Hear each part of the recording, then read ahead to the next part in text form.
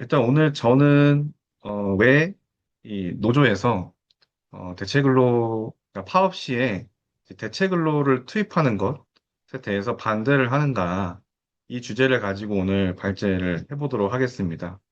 그래서 저도 기사를 좀 가져와 봤는데요. 일단 여기 사설 보시면 노동시장 유연할수록 청년 혜택, 노동계약은 미래의 투자라고, 네, 작년 10월에 기사입니다. 그래서 뭐 아시다시피 방금 말씀 이렇게 해주셨는데 기사를 쭉 읊으시면서 우리나라 지금 한국 노동시장의 최대 문제점은 경직성이에요.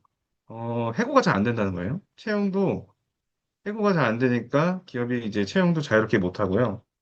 그리고 뭐 저런 이제 파업이 계속해서 매년 일어나고 있기 때문에 기업 입장에서는 굉장히 골치인 상황입니다.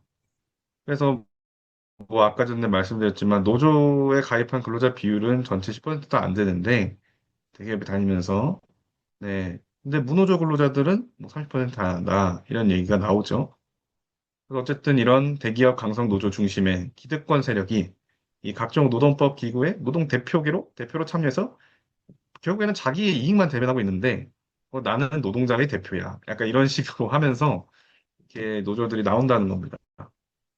그래서 이런 어떤 현상들, 그리고 법원도 이 노동시장의 이중구조를 고착화하게 되는데 왜 그러냐?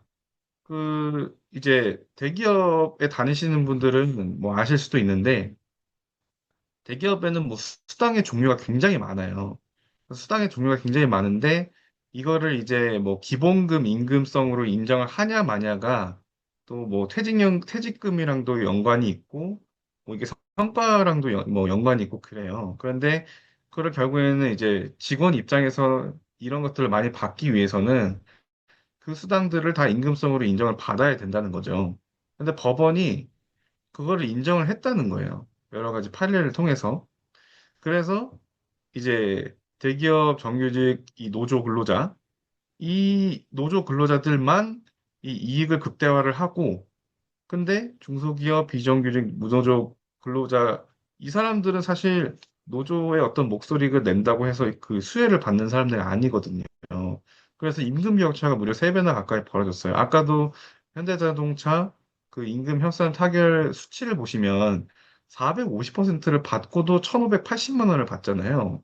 그러니까 저게 사실 말도 안 되는 거예요. 잘 생각을 해보시면. 우리가 받는 월급의 45%면 이제 약 4.5개월치 월급을 더 받는 건데, 거기에다가 추가 플러스로 1,500만 원을 더 받는 거니까, 만약에 연봉이 5천만 원이라고 쳤을 때 월 300만 원 정도 받는다 치면 어마어마한 거죠. 예. 그래서 지금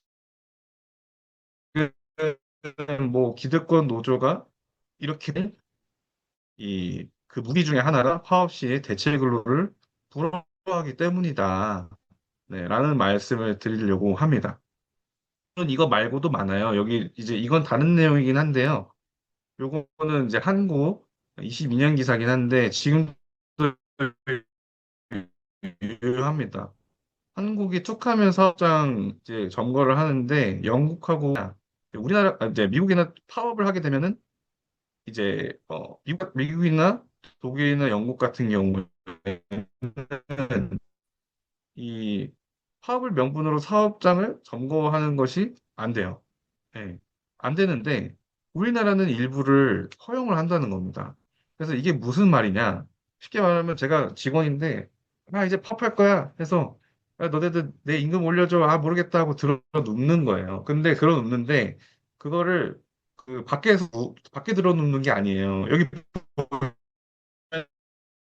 보면은 미국 같은 경우는 사업장 밖에서 피켓을 들고 구호를 외치거나 우리나라는 그 라인 가서 점거를 해요. 그리고 뭐 영상을 보셨는지 모르겠는데 그 무슨 좀비 무슨 뭐 12 윅스인가 뭐 그 좀비 영화에 나오는 그 BGM 틀면서 위 하면서 막 그 죽창 같은 거 막 그런 쇠파이프 같은 거 막 들고 막 노동자들이 막 오거든요. 와가지고 그 사업장 안으로 들어오면은 막 차 유리창 막 부수고 막 이런단 말이에요. 그러니까 그런 것처럼 이 점거를 해요. 우리나라는 그거를 허용을 합니다. 근데 어쨌든 이런 여러 가지 것들이 이제 노조의 힘을 극대화시키는데 그 중에 하나가 여기 이제 최대 무기 중 하나가 대체 근로를 불허한다. 대체 이게 무슨 말이냐? 네, 일단 무슨 말인지 봐야겠죠? 그래서 지금 여기 또 기사가 하나가 있는데요. 널뛰는 법원 판결, 하청 파업 시 대체 근로 투입 금지되나? 네, 이런 얘기가 있는데, 일단 그 노조법이라는 게 있어요. 여기 그 이제 인터넷 찾아보시면 이제 노동조합법 뭐 이런 이제 법이 있거든요. 그래서 이거를 법률을 네이버에 치면 나와요. 근데 이 법에 이제 43조, 사용자의 채용 제한, 요게 있는데, 이 이제 이 법이 일단은 노조법이 있는 이유는 근로자의 쟁의 행위권을 실질적으로 보장한다. 그러니까 이 쟁의권이라는 거는 사실 그 임금이랑 관련 있어요. 내 임금 올려줘 할 때 그때 그것들과 관련된 뭐라 해야 될까요?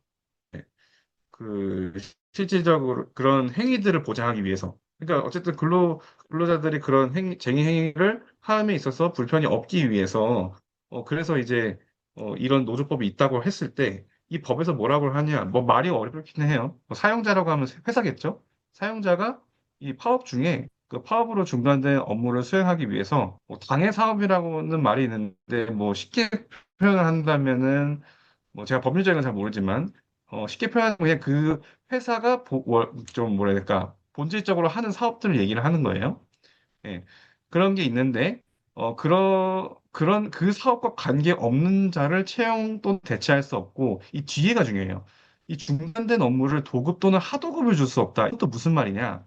그러니까 쉽게 말하면 그 외주를 줄 수 없다는 거예요. 그러니까 이제 우리 회사 직원들이 다 지금 파업에서 들어눕고 있으니까 그러면 다른 데 이제 뭐 의뢰를 해서 잠깐 우리 회사에 좀 일을 해줄 수 있어? 왜냐면 이제 다른 다른 데서 이제 돈 주고 이제 어, 용역을 구한 거죠. 근데 그게 안 된다는 거예요. 그게 안 돼요.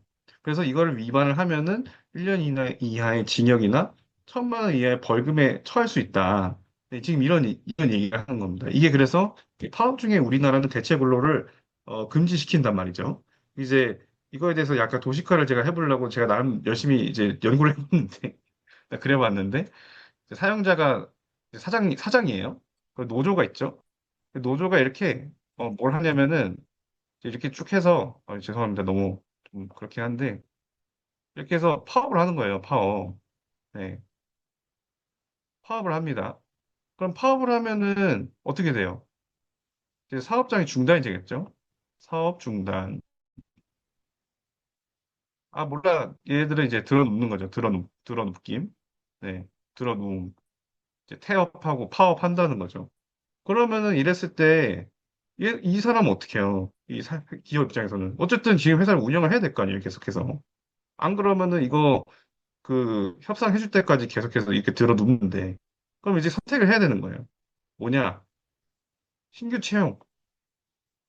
근데 아까 보았지만은 법이 좀 말이 어려서 그런데 무슨 말 하는 거냐면 이 관계사업과 관계 없는 자를 채용할 수 없다. 무슨 말이냐면은 이제 그 뭐 예를 들어서 뭐 택배 회사다. 택배 회사면은 택배 회사인데 그 운송 업무. 근데 이제 쟁의 행위가 이 운송 업무를 하는 사람들의 임금에 대한 쟁의 행위면은 이 운송 업무와 관련된 사람만 뽑을 수 있다는 거예요. 근데 뭐 그거는 그렇다 치더라도 지금 사실 우리 노동 시장이 경직돼 있기 때문에 회사가 그 더 추가적으로 사람을 뽑기가 힘들어요, 사실은. 그리고 이 사람들 뽑아도 이 사람들 들어놓은 사람들이 또 복귀를 만약에 하면은 더 부담이 가중이 되는 거거든요. 사실상 그래서 이 신규 채용은 이 기업이 할 수 없는 옵션이에요. 지금으로서는. 그러면 이제 어떻게 해야 돼요? 이제 외주를 줘야겠죠. 그래서 다른 사람들 돈 줘가지고 외부 뭐 A라는 회사도 있고 B라는 회사가 있는데 그 회사한테 돈 줄게 일해줘 했는데 근데 그거를 이제 노조법이 안 돼. 해버리는 거예요. 그래서 옵션이 없어요. 돌릴 수가 없어요. 그래서 그냥 이 협상을 해주지 않으면은 운영도 안 돼서 회사 망하는 거예요. 그러니까 회사 입장에서는 울며 겨자 먹기로 이 노조의 임금의 협상에 응할 수밖에 없다는 겁니다. 그래서 아까 기사에서 봤지만 기아 자동차가 이제 파업하기로 협상했다고 했죠. 아, 파업하기로 결의했다고 했죠. 그럼 사실 기아 입장에서는 해줘야 된다는 거예요. 그런데 우리나라 말고 대부분의 국가에서는 이 사용자, 회사의 영업의 자유와 노조의 파업권의 조화 차원에서 대체 근로를 허용한대요. 여기 보면은 미국, 영국, 독일, 심지어 프랑스까지도 이거를 허용을 하고 있는데 우리나라에서는 그걸 못하고 있다라는 거. 그래서 뭐 밑에 이제 기사가 있는데 뭐 이거는 그냥 나중에 읽어보시고 그래서 제가 오늘 하고 싶은 얘기는 요 이제 한우 시스템이라는 이 회사에 대한 썰을 조금 말씀드리려고 왔습니다. 그래서 이 보시면 재밌어요 이게 되게. 사측에 완패당한 한우 시스템 파업 결과 해가지고 블라인드에 글이 올라왔었거든요. 그래서 여기 제목 보시면 한우 시스템 파업 결과 노조가 패배했다. 이런 얘기를 합니다. 왜냐면 이게 무슨 말이지? 태아 파업 종료하고 업무 복귀 지시했는데 응원해서 감사합니다. 자라 형님들 하면서 이제 근데 뭔가 노조가 진 것 같아요. 보면은 여기 나옵니다. 한우 시스템 블라인드 사람이죠. 만주노총, 민주노총. 두 달 총파업했는데 갑자기 곳곳에 숨겨뒀던 비밀 요원들이 갑자기 나타나서 심야 시간대에 쑥닥쑥닥 하더니 갑자기 텅 비어있던 제품 창고를 아침에 통로까지 꽉 채워버리는 마술을 2개월간 부렸지. 무슨 말이냐면 자기들은 파업해서 다 이제 들어 누웠는데 어디선가 숨었던 비밀요원들이 슉 나타나더니 뚝딱 일하더니 갑자기 제품을 엄청 생산해서 통로까지 딱 꽉 채워버렸다는 거예요. 그래서 이 비밀요원들은 나중에 나오지만 어쨌든 이 비밀요원들은 그 관리직에서 기능직으로 직군을 변경해달라는 요청까지 지금 있다는 거예요, 지금. 그래서 이거를 이제 노조죠, 노조 그 조합 집행부에서는 이걸 보고 깜짝 놀라서 오늘 파업을 철회했다. 그래서 뭐 이때 23년도인데 5월 마감 결과 오히려 파업 기간 동안 지급 금액이 더 늘어나는 기이한 상황이 벌어졌지.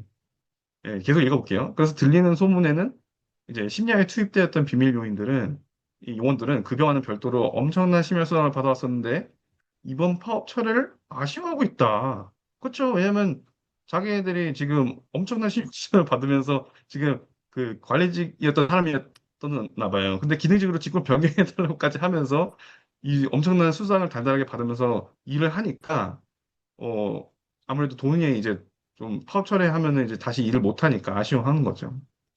근데 반면에 이제 파업에 참여한 조합원들, 노조원들이죠. 두 달 동안 무노동 무임금 적용받아서 내년 연말 정산 시에 세금 환급 받을 거란 기대감으로 그나마 위안을 삼고 있어. 그래서 그러니까 돈은 못 받았대요. 자, 추가 설명을 해보자면은 그거예요. 그러니까 지금 파업을 했어요. 파업을 하면은 지금 들어 누웠잖아요. 들어 누웠는데 근데 그 요원들이 나타나서 계속 그러니까 비밀 요원들이 나타났는데 그 파업한 인원은 총파업이었기 때문에 그 당시 인원이 엄청 많았고 비밀 요원들은 그 숫자에 비해서는 하나씩 작은 숫자였던 거죠. 근데 그 사람들이 그냥 심야 시간대 일을 했더니 오히려 재고 금액이 더 늘었다는 거예요. 그럼 무슨 말이겠어요? 지금 파업을 하고 있던 노조들의 그 기능직들의 생산성이 얼마나 낮았다는 거예요. 완전히 꿀 빨고 있었던 거예요. 그런- 그런데 이제 그거를 모르고 있었어. 기업도. 모르고 있었는데 얘들이 이제 파업을 한 거죠. 그 당시에 이제 그 뭐 아마 다른 기사를 찾아보니까 사무직원들 월급은 또 안 올려줘가지고 이제 같이 이제 월급을 올려달라고 이렇게 떼쓰려고 이 총파업을 한 거라고 하더라고요. 근데 그 떼쓰니까 일을 안 하니까 다른 애들이 와서 일을 했더니 우리 생산성이 뽀록이 난 거예요. 그래서 하면서 조합에서 놀란 거죠. 뭐야? 하면서 이제 오늘 파업 철회한 거죠.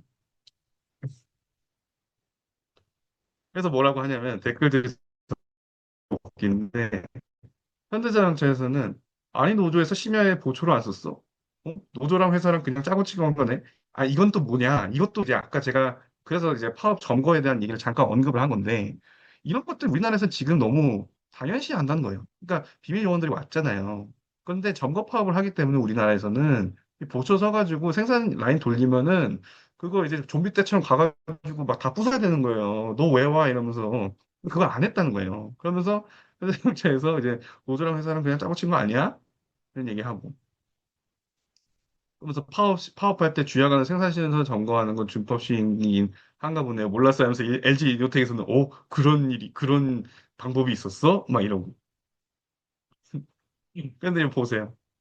생산량의 1, 2조는 90% 태업하고 나머지 100% 파업했다. 그럼 거의 대부분 파업을 했는데 이 주간 연속 이교대 밤 12시부터 저녁 아침 7시까지 비가동 기간에 그 비밀 요원들 훨씬 적은 사람들 투입했는데 재고가 늘었다는 거죠.